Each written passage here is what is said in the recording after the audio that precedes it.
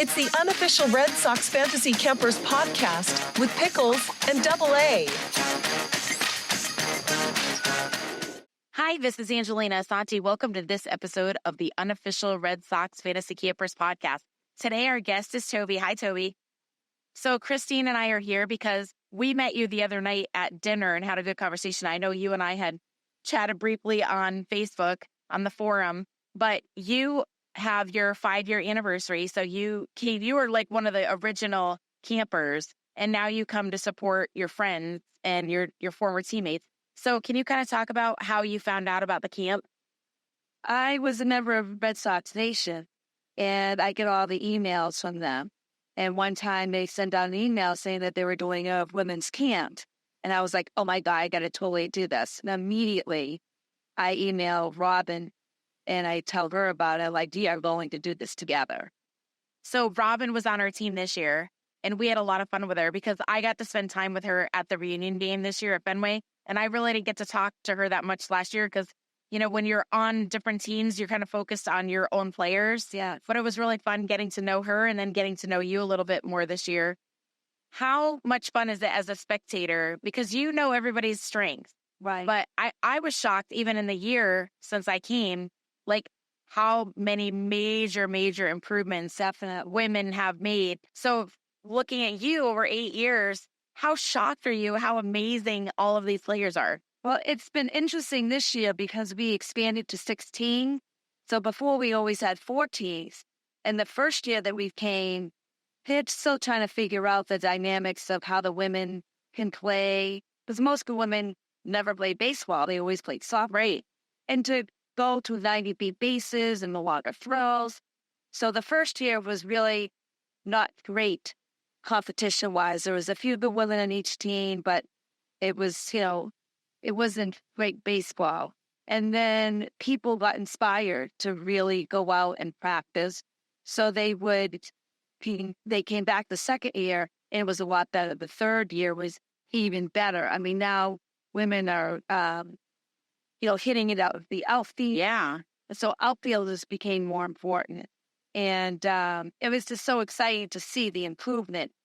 But then I felt that when they decided to expand it to the 15 and now the 16, and we had 17 rookies this year, a lot of them were very good. Really good, yeah. Yes. But I still feel like I don't want to be negative, but it's kind of took a little bit step backwards. Like I didn't feel like as many people were hitting it out to the outfield. And, it wasn't as of a tight game as it was before. A lot of those, swinging bunts, as we call it. Yeah. So we're hoping that these new people and the people that are still returning year after year, they keep practicing and going to the cages and still make improvements. So then we'll get back to a better quality of play. Well, now, Christine and I were rookies last year. One of the things that really shocked me this year's coming back as a veteran was how good the rookies were. And shockingly, most of them have not ever played softball. Really? Yeah. So we made a conversion. Christine and I both play softball. So a lot of the ladies played softball and it was a pretty easy conversion to baseball, but never playing softball and then coming out to play. I was like, wow, these ladies are really impressive. Well, the benefit of the women's camp is that the coaches pitch, the professional, player, right, are now your coaches and they pitch to us. So they're not looking to strike anybody out. They just want to hit your bat, so to speak. So it gives the batter an opportunity to be successful, and which is what I love. Because the first year, they tried to have the women pitch, and a few people could, but not for 7 innings. Yeah, right. And it got sloppy. And then also they had if you walked, they had somebody else at the bottom of the order, go to first base. So you had an opportunity to make it out and make a hit. But can you imagine the scorebook? It's like you could walk yourself in. Oh, yeah. Yeah, that it was really, so then they figured that out pretty quickly. They're like, okay, no, we got to eliminate that. You walk. And so it's been very interesting to see the tweaks that's been going on over the years to make it feel like baseball, but also the fantasy camp aspects of it. So everybody has an opportunity to have their camp moment, which is so important. Yeah, right. Well, it's funny because last year, like definitely for me, and I don't know, speaking for Christine, I would say like our best moment was just being there for the World Series game and then winning. It was so amazing. Like we had such a fun team. But surprisingly, this year, my favorite moment was also the World Series, and we weren't even playing in it. That was my favorite 3 hours of camp this week because for the first time, it was ladies playing under lights, and they had a crowd, and the Red Sox had concessions being tossed out into the audience, and we were rowdy and crazy. And it was like my head hurt from laughing, and my voice is totally shot. Yeah, it was so much fun. And then to see Pickles win, of course, see her win the ring. It was so much fun. What was your favorite moment this week? My favorite moment this week? I don't know. You know what? I really enjoy that first day when we go to the clubhouse and the rookies have no idea what's going on. And the veterans line up the hall. Yeah. Oh, yeah. That is really cool. They get introduced one by one, and they go through the back. So the other rookies are still outside. They don't see what's going on, but they can hear all the commotion. And then look on their faces as they go through it, and the high fives they're getting. It's very welcoming. Yeah. And then a veteran takes the rookie's phone and then brings them to their locker so then they can see their reaction to seeing their locker for the first time, and they have that moment capture. That to me is the highlight of the camp. Yeah, that is a really cool moment.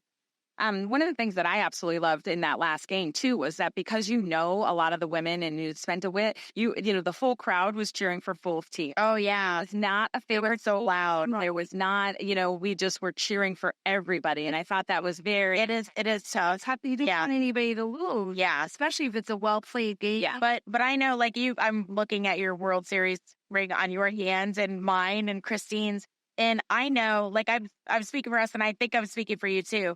To see other women be able to experience that is so special because I remember, like, I wish everyone could feel that, like it's so awesome to see a new team winning. There's a few women that's won it multiple times. Yeah.